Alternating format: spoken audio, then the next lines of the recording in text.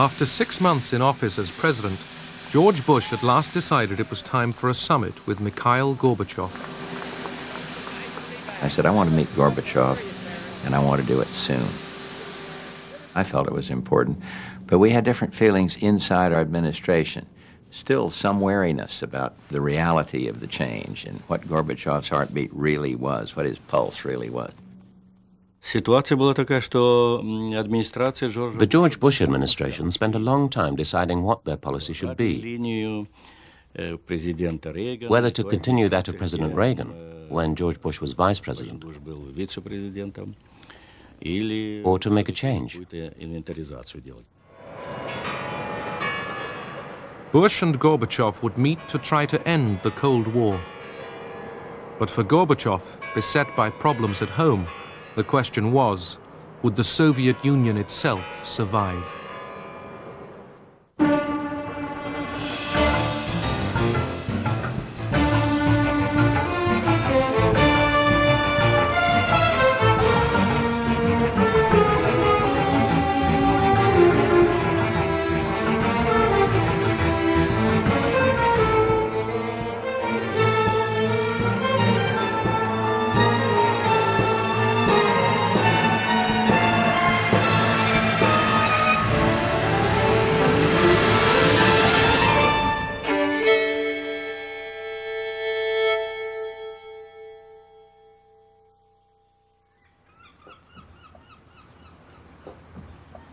It took time to fix a venue for the summit, but finally, Gorbachev and Bush agreed to meet in the Mediterranean on board ship. We finally hit upon Malta because it was a nice, peaceful harbor, a place that they never had bad weather, and nobody would get seasick. But they did get seasick. We had a weather satellite tracking station on board the ship, so we were able to keep track of weather across the Mediterranean around the world. And we saw a little storm developing toward Gibraltar, and it really stayed right over Malta. The world changed dramatically between President Bush's first overture to Gorbachev in, I believe, August, and December when we actually met. The wall had come down in Berlin. Poland was no longer a communist country. Hungary was no longer a communist country. Everything had changed. We surprised people by coming forward with an agenda. Here's what we're going to do with you. And before we even got through the first pleasantries, we unleashed this on him. They came well prepared. The discussion was interesting. We met one-to-one. Only our assistants were present. He laid out his vision and proposals, and I agreed. We had the same views. Our discussions moved on to a new level. Outside, the storm rose higher. The Americans left the Russian ship and couldn't get back. The talks didn't restart till the next day. President Bush said something about America's allies wanting the United States to stay in Europe. And Gorbachev said, we want the United States to stay in Europe too. The United States is a European power. And given the history, where we had always believed, and where all of us who had been taught about the Cold War, believed that it was the principal goal of Soviet power to get America out of Europe, this was an extraordinary statement, and it stuck with everybody. Malta was the place where, for the first time, we said we no longer considered each other enemies.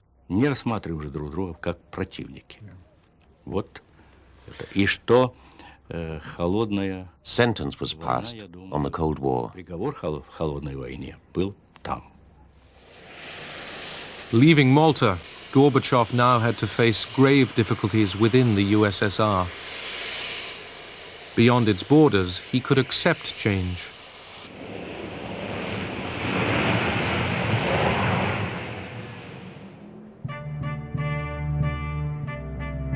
Prague, Czechoslovakia. The Communist Party was still in power.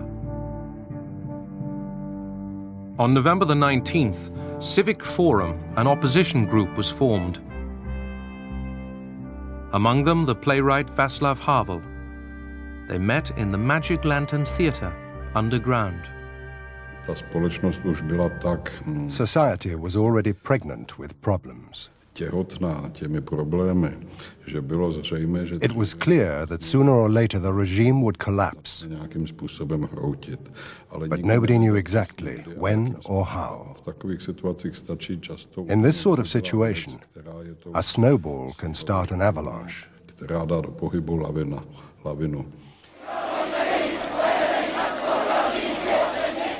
Protesters in Prague were persistent and good-humored. They jangled keys to make their point to the government. Your time is up. There was an atmosphere of non-violence, of tolerance. People of very different views under a common threat worked well together.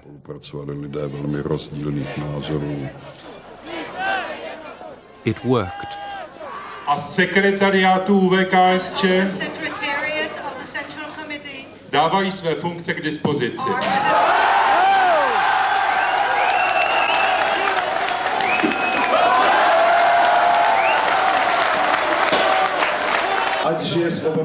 Present that day was Alexander Dubček, the communist leader deposed by Soviet tanks in the Prague spring of 1968.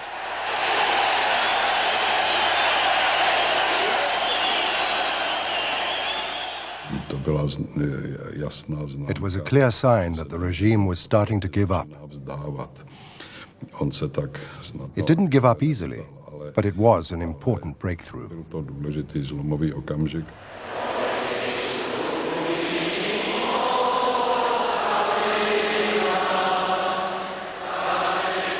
As people found their voices, Czechoslovakia was finding democracy again.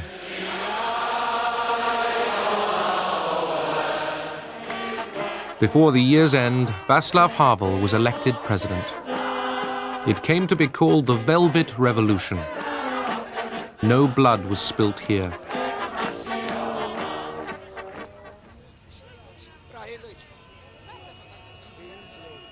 Timișoara, Romania.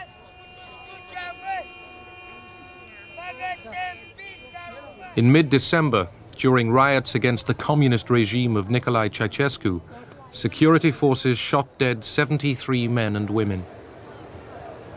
The tyrant Ceausescu was ruthless in suppressing opposition.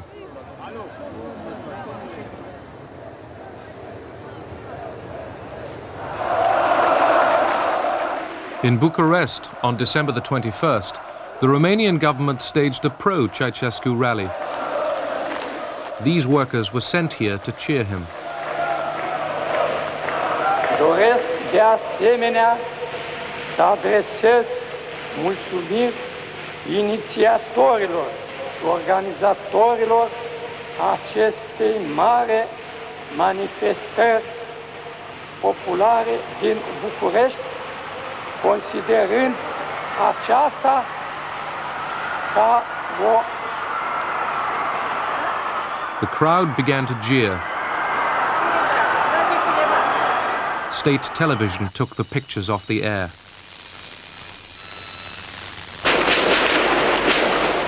It was too late.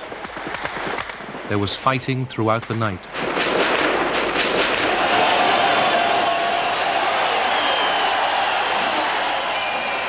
Next day, crowds stormed the Central Committee building and charged upstairs. Ceausescu and his wife escaped by helicopter. An aide held a gun to the pilot's head.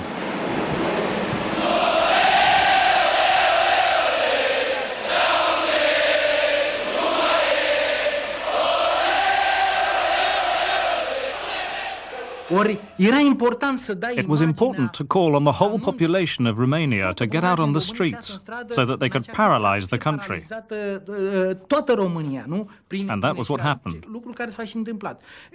It was important to say that Ceausescu had fled in his helicopter because people couldn't believe what was happening.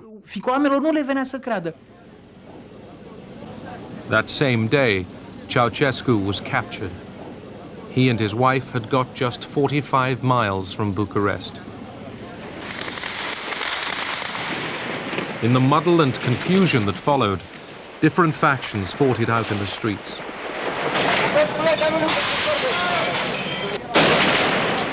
Nearly 1,000 were killed.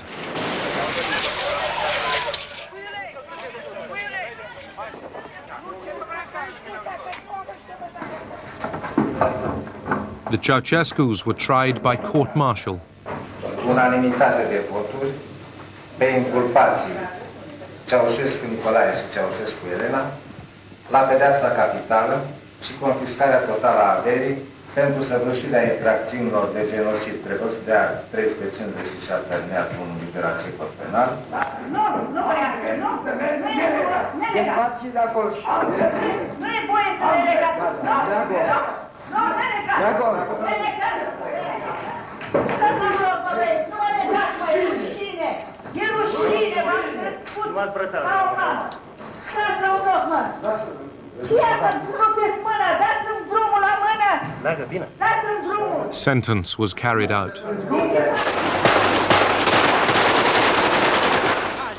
Television faked the actual execution, but the corpses were real enough.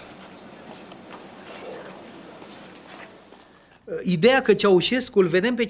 reassured me to know Ceausescu was dead, even though we're humanists and I'm a poet. If he hadn't died, then we would have died. And that's the truth.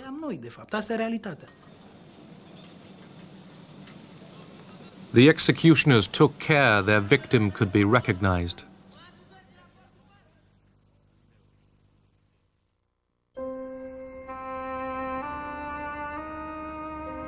It was in the Soviet Union itself that Gorbachev faced insuperable problems. He could allow freedom to the satellites, but would he allow it to the Soviet republics? There were 15 separate republics. Most wanted independence.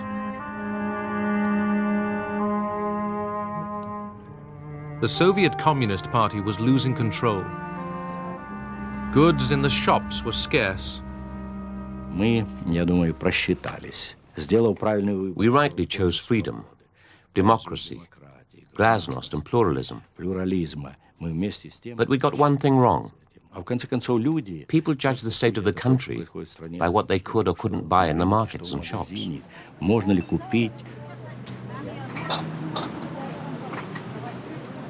Many older people found the pace of change upsetting. We promised that things would get better, but things were getting worse and worse. We should have allowed freedom of trade, but Gorbachev didn't dare. Making the transition to a market economy was hard, but they did allow the opening of Moscow's first McDonald's. The young wanted pop music, fashion, the chance to make money, the right to travel. Society moved on, and the party stayed where it was. People started running like rats from a sinking ship. Gorbachev gave Soviet citizens for the first time the freedom to demonstrate.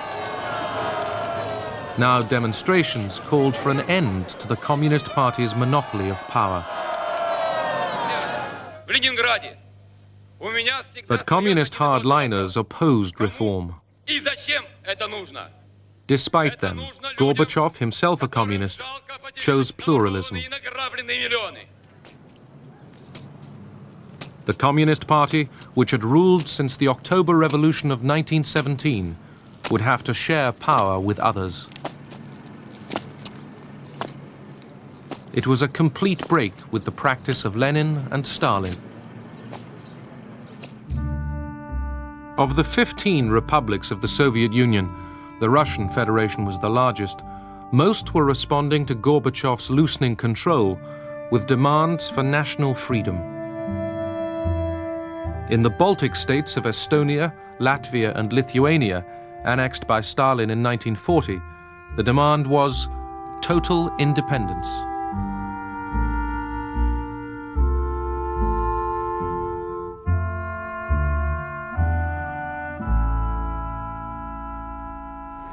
In January 1990, Gorbachev had gone to Vilnius, the capital of Lithuania, to argue that the Soviet Union must not be broken up. Перестройка, с одной стороны, вот она открыла возможности через демократию, гласность, через признание реальностей. А реальность — это то, что мы многонациональное государство, и мы должны считаться с народами. Это не Америка. Despite Gorbachev, the other Baltic states, Estonia and Latvia, followed Lithuania's lead and also demanded independence.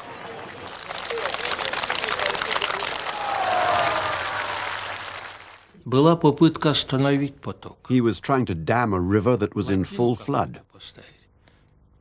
But the current was too strong.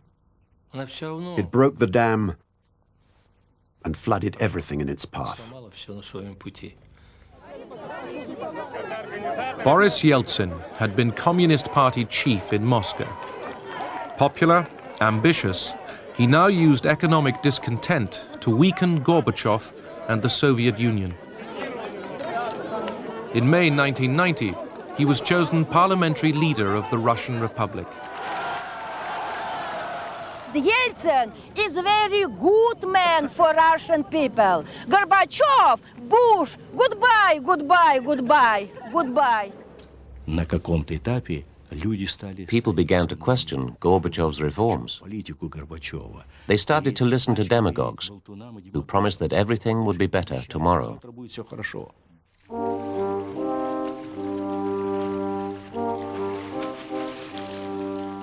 Yeltsin's struggle with Gorbachev was out in the open. Russia, richest of the republics, would be Yeltsin's road to power. Gorbachev would never really acknowledge that the Soviet Union would break up.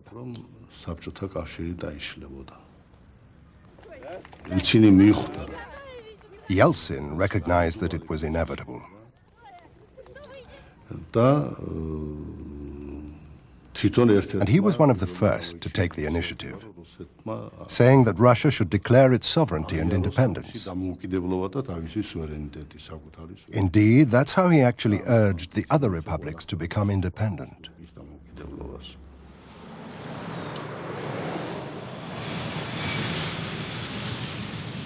On the international scene, Gorbachev was still the man the West could do business with. At their meetings, Gorbachev asked Bush for help in his economic difficulties.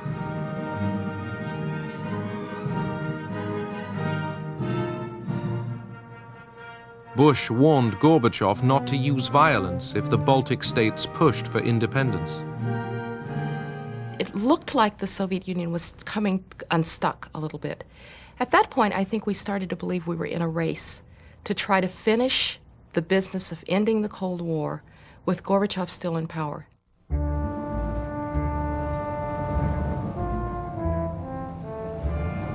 The Red Army was pulling out of an Eastern Europe it had dominated for decades.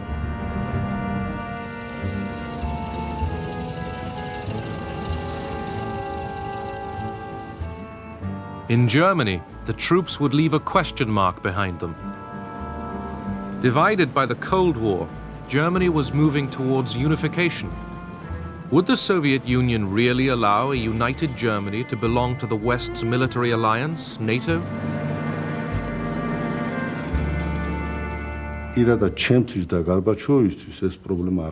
Personally, for Gorbachev and for me, it wasn't a problem. But it was a problem for Soviet society, which had gone through the terrible war with fascist Germany and suffered the death of 20 or 30 million people. They really ended up not having any other alternative. If they really meant what they said about we will not use force to keep the empire together, that meant that a country should be free to choose its own alliances. The West German Chancellor Helmut Kohl undertook to limit Germany's military strength, to pay the Red Army's resettlement costs, not to station nuclear weapons in East Germany. Kohl was ecstatic. Gorbachev had accepted that a united Germany could belong to NATO. We called the agreement between Gorbachev and Kohl VE Day 2 because it really was the end of the Cold War.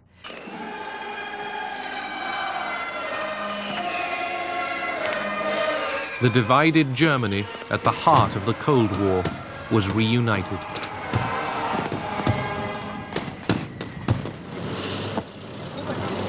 August 2nd, 1990, Iraq invades Kuwait.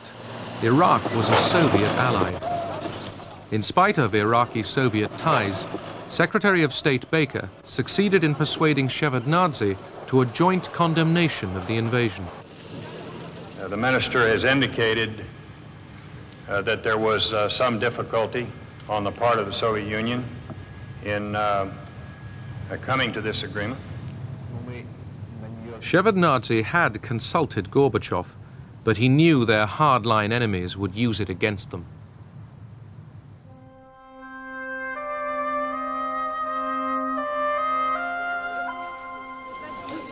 In Moscow, the daily lines for food grew longer.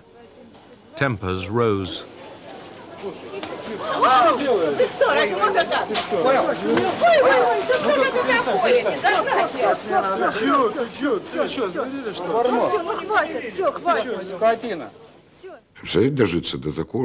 Can you imagine we'd live to see the day when we needed coupons to buy socks? There weren't even any socks available. There was nothing on the shelves except out-of-date tins of fish. That was the result of perestroika. When Boris Nikolaevich Yeltsin suggested a new way forward, of course, people supported him.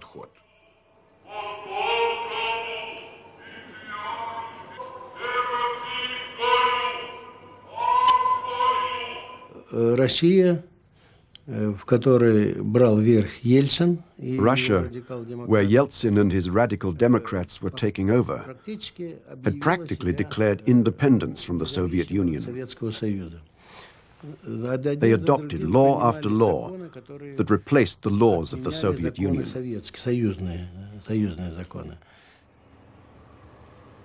All that winter, Gorbachev was harassed by pressures from each side, for reform and against it. In December, Eduard Shevardnadze resigned. With Gorbachev sitting stony-faced, he warned of a hardline coup. Наступает диктатура, заявляюсь со всей ответственностью. Никто не знает, какая это будет диктатура и кто придет. Gorbachev had changed tack. He tightened security and brought hardliners into government. He appointed Gennady Yanayev his deputy. Yanayev declared, "I am a communist to the depths of my soul." Vilnius, Lithuania. On the 11th and 12th of January 1991, crack Soviet troops entered the capital to take back public buildings for the Soviet state.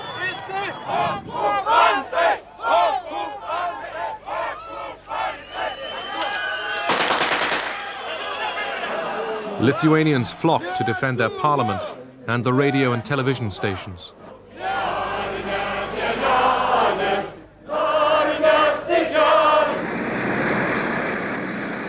In the early hours of January the 13th, Soviet tanks attacked. If Lithuania were allowed to break free, there would be nothing to stop the other republics doing the same.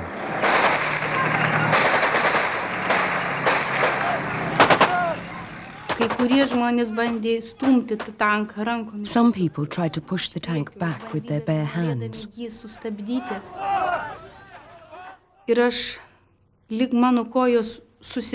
My legs got tangled. I stumbled and fell on my back. I felt the tank treads pressing on my legs. didelio skausmo aš nejutau. Aš tik labai šaukiau. I didn't feel great pain, but I was shouting very loudly with all my strength. Mama. Loretta's leg was saved. In the fighting, hundreds were injured. 14 were killed.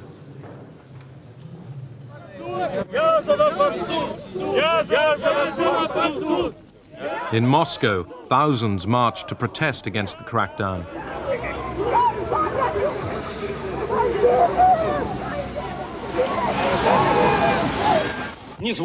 Gorbachev, caught in the middle, defended his government's actions. Мы же не можем допустить так.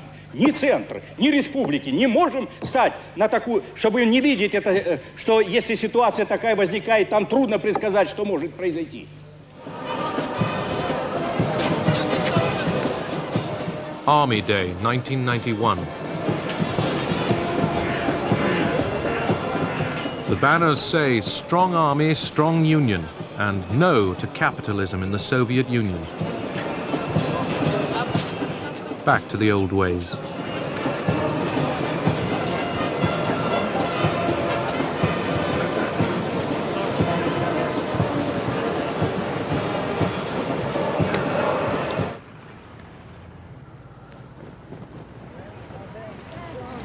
In summer, Gorbachev went to London. As usual, he basked in the welcome he received overseas. He had business to do.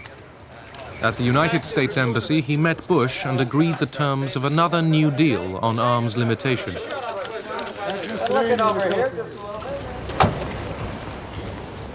But for the Soviet economy, the urgent need was for financial aid. Gorbachev asked the leading capitalist countries for massive loans.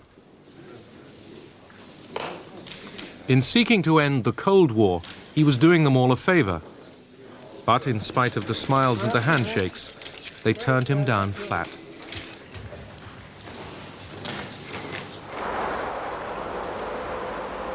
In Moscow, his enemies were preparing to move against him. I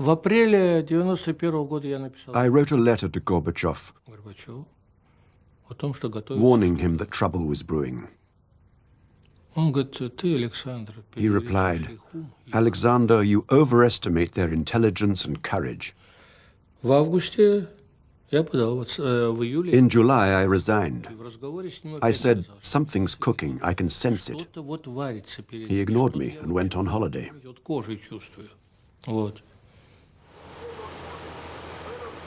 Gorbachev had drafted a new Union treaty, loosening the ties between the Soviet center and the republics. When it was due for signature in August, hardline communists were appalled. Boris Pugo, Dmitry Yazov, Gennady Yanayev, Vladimir Khrushchev. When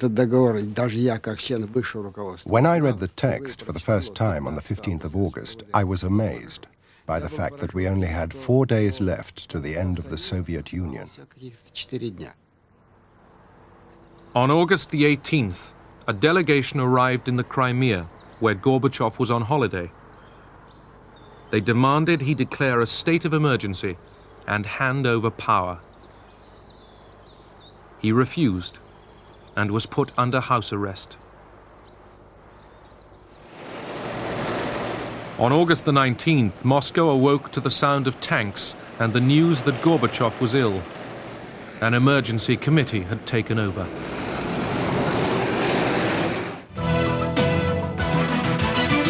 This is a CNN special report.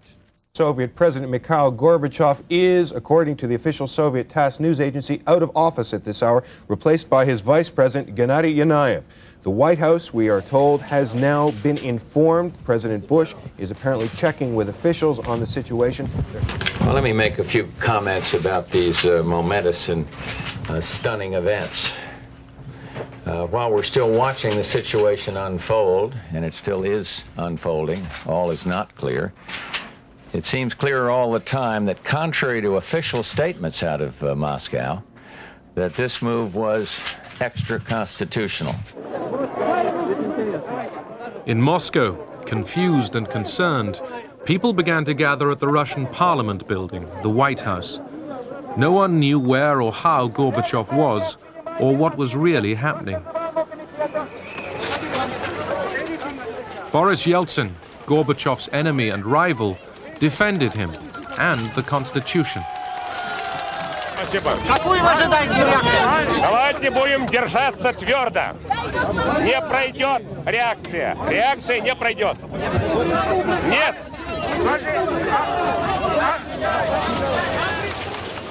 Yeltsin entered the Parliament building and prepared to resist.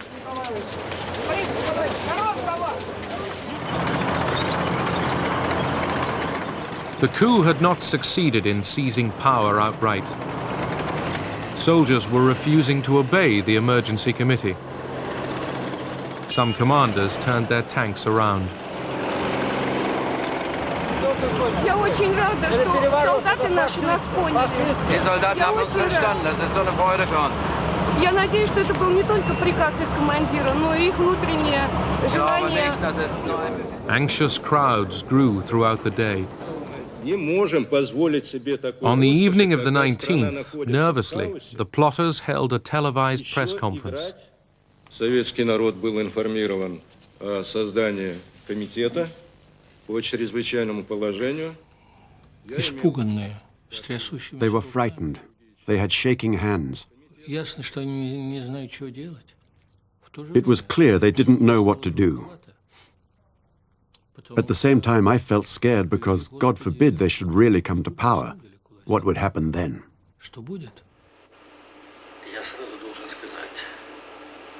Gorbachev was unable to contact the outside world. He recorded this statement to a home video camera. No one saw it.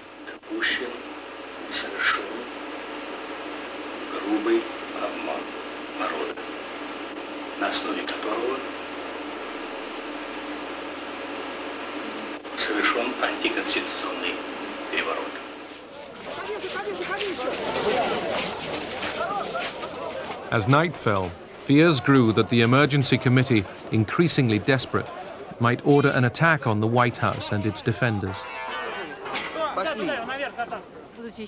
We were defending a free Russia, and the symbol of free Russia was Yeltsin. We joined hands and waited for the tanks in dead silence.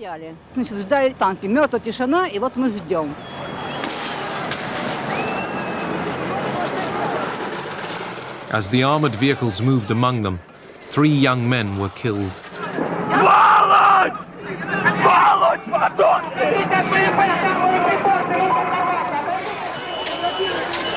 At 3 in the morning, Khrushchev called Yeltsin in the White House and admitted defeat. We were not bloodthirsty. We were not ready to pay any price to hold on to power.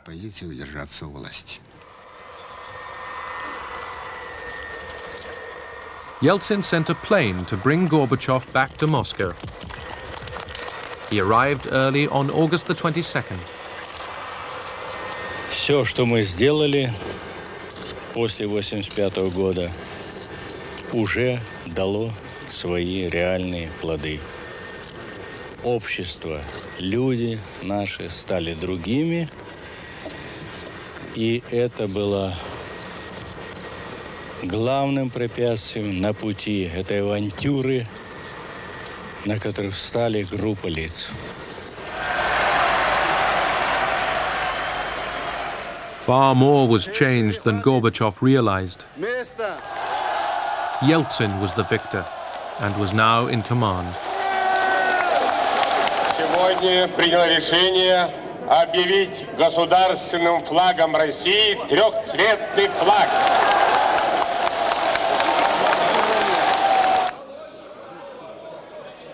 The next day in the Russian parliament, Yeltsin rammed home his victory. Вот Борис Николаевич мне сейчас, когда уже мы встретились, он дал краткое изложение заседания Кабинета министров, но я его еще не читал.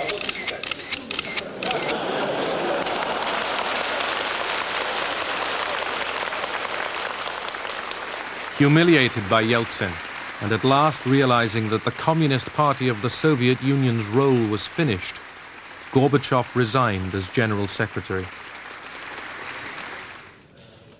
As talks on the Union continued, Gorbachev, still president of the USSR, was isolated.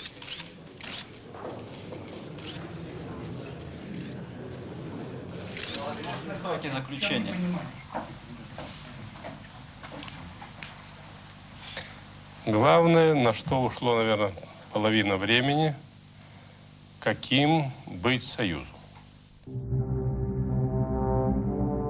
At Minsk, on December the 8th, Russia, Belarus, and Ukraine, the three Slav states, acted to dissolve the Soviet Union and set up instead a commonwealth of independent states.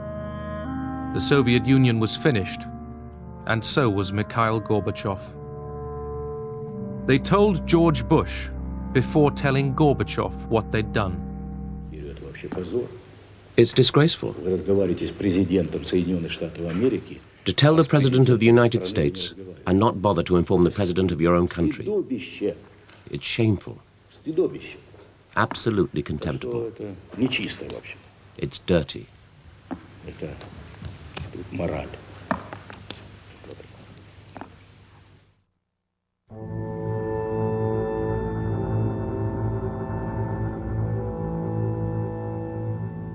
For 45 years, the world feared a nuclear apocalypse. It never came. Statesmen on both sides who had the power to push the nuclear button in crisis after crisis put humanity's interest first. Nuclear deterrence kept the peace. The world is a far safer place now that the Cold War is over. No leader of a small country is worrying and saying to his cabinet, one of these two crazy superpowers is going to get us caught up in a nuclear war. That is not going to happen. Those of us who experienced what I would call the fever of the Cold War, the permanent state of alarm about the prospect of a nuclear war, we breathe more easily now. We no longer have to carry this heavy burden.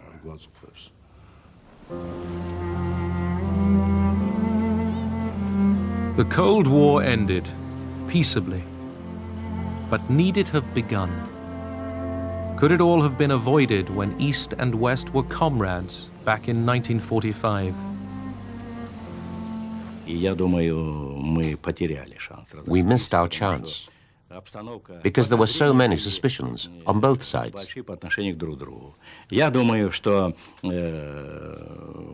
The West exaggerated the strength of the Soviet Union. We could not possibly have moved into Europe. We were a devastated country.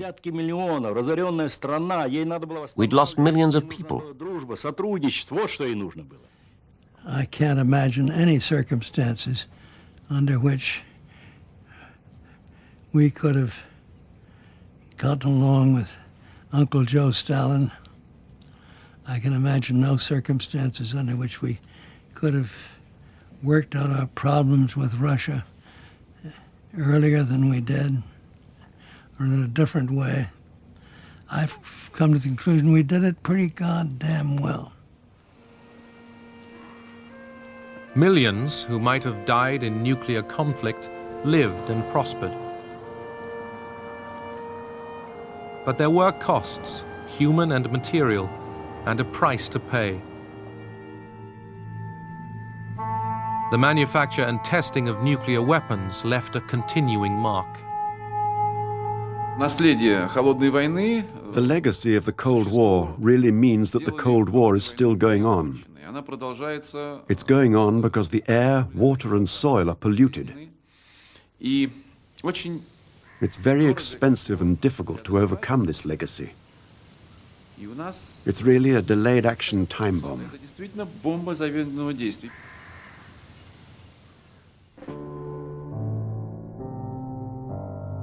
During the Cold War, the United States and the Soviet Union between them spent trillions of dollars on armaments. The United States, borrowing heavily, could afford it. The Soviet Union, in the end, could not.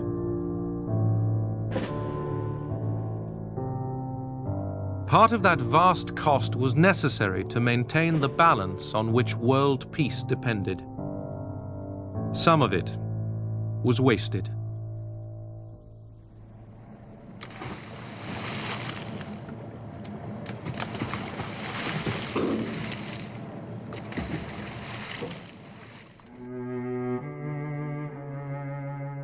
There were shooting wars within the Cold War. They took their toll. In Korea, millions died.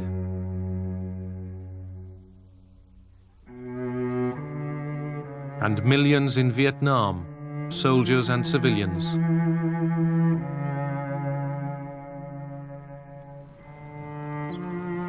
Over 1 million died in Afghanistan.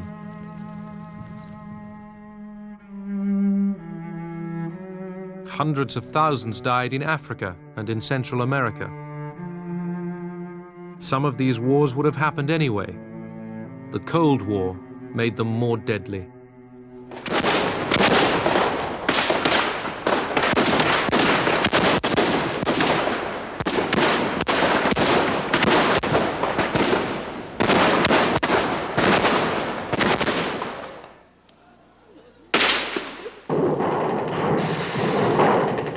Thousands died in a divided Europe.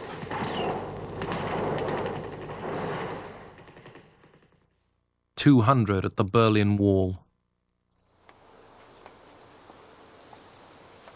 The living mourn the dead. Неправда. И камни говорят даже. Я прихожу сюда на могилу сына и только облегчаю здесь свою боль. Могу успокоиться, поговорить с ним, посоветоваться.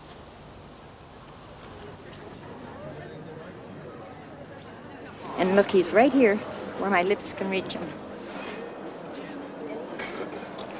He isn't up high where I can't reach him or down low where I can't bend anymore. He's right here in front of me.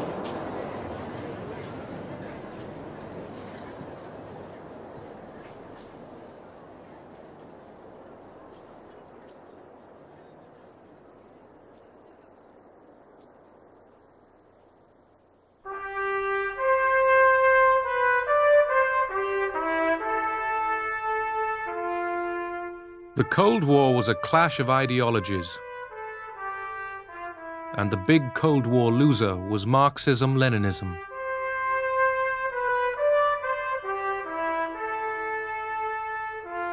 The communist dream of a better society that would outlast the West came to nothing. But not for Fidel Castro. Why believe that the ideals of socialism, which are so generous and appeal so much to solidarity and fraternity, will one day disappear? What would prevail? Selfishness? Individualism? Personal ambitions? That will not save the world.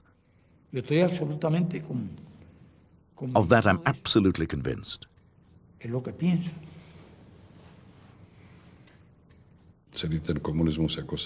Communism as a system went against life, against man's fundamental needs, against the need for freedom, the need to be enterprising, to associate freely, against the will of the nation. It suppressed national identity.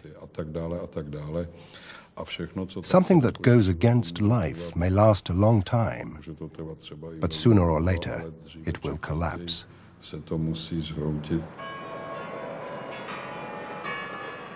The superpowers had confronted each other relentlessly.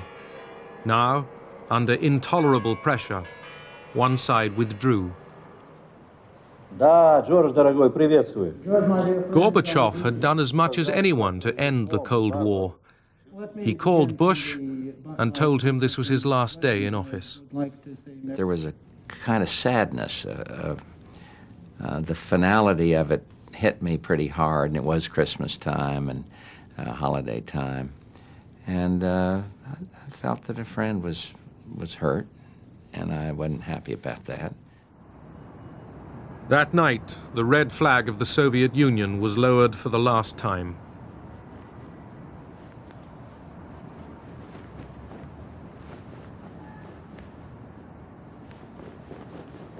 In Washington, Bush made his Christmas broadcast.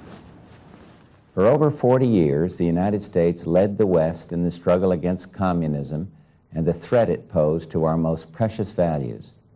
This struggle shaped the lives of all Americans. It forced all nations to live under the specter of nuclear destruction. That confrontation is now over.